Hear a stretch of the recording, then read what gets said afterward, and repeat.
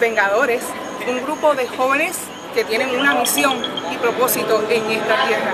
Y están aquí junto con nosotros, junto con Filo Cruz, con Mario Cruz, con Piro Romero y esta también su amiga, Francia Lisset. Sí, diciéndole al mundo que Cristo es real y que en Él hay poder de cambio. Y qué bueno que podemos en esta hora enviar tu mensaje a todos ustedes, hombres, jóvenes, pero específicamente a ti, mujer.